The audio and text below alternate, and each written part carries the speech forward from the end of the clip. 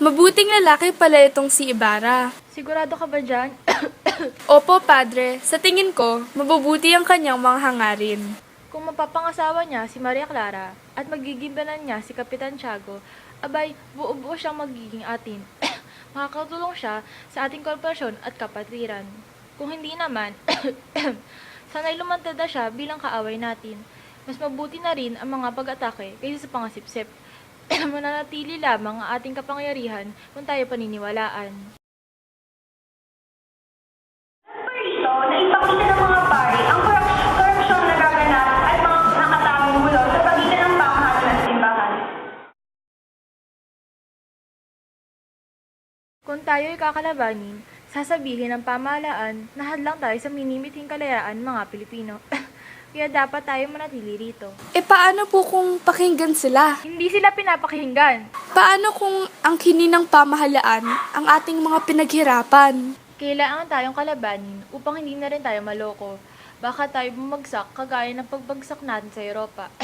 Kung tayo magiging mahirap, hindi na natin mahihikayat ang konsensya ng lahat. Masaklap pa sa sitwasyon, baka tayo pa ang maging sanhi ng ating kabagsakan. Ang pagtaas natin ng buwis sa ating mga lupa ang nagpahamak sa atin sa bawat miting ng ating oden. At pipilitan tuloy ang mga Indyo na buminit ng mga bukid. Nako, baka magsisimula na pala ang ating pagbagsak. Namumulat na ang bayan! Ngayon naman, ayon sa isang nilaw na pangalan ng kay Cristóbal Ibarra, sa 7 taon niya pangangalakal sa ibang bansa, wala raw pinagbago ang Pilipinas. Maaari itong patunay sa korupsyon na nangyayari sa ating bansa. Bakit mo may sasabi na walang pinagbago ang Pilipinas?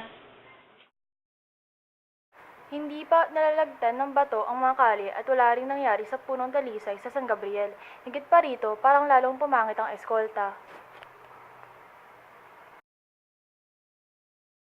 Ayon kay Ibarra, hindi guminhawa ang lagay ng bayan sa loob ng 7 taon. Patunay nga ba ito ng kakulangan ng isang maayos at hindi nangungurakot sa gobyerno? Dumako naman tayo sa naging pag-uusap ng Kapitan Tiago at Tia Isabel ukol kay Maria Clara at pag-utos ni Kapitan Tiago. Maglakbay sila papuntang lalawigan upang makapagtinig si Maria Clara sa doktor.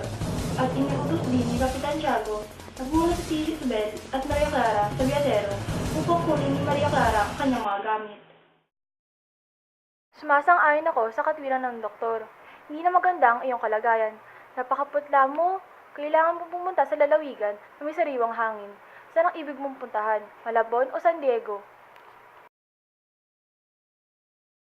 Naku, hindi yata nagustuhan ni Maria Clara ang inutos sa kanya ni Kapitan Tiago, kaya hindi siya nakasagot dito. Dagdag pa ni Kapitan Tiago, pumunta kayo ni Tia Isabel sa biyadero upang makuha ang iyong mga gamit at makapagpaalam sa iyong mga kaibigan. Hindi ka na babalik doon. Nakakaawa naman pala si Maria Clara. Sigurado ako, sinunod na niya na lang ang utos ni Kapitan Tiago kahit labag ito sa kanyang kalooban.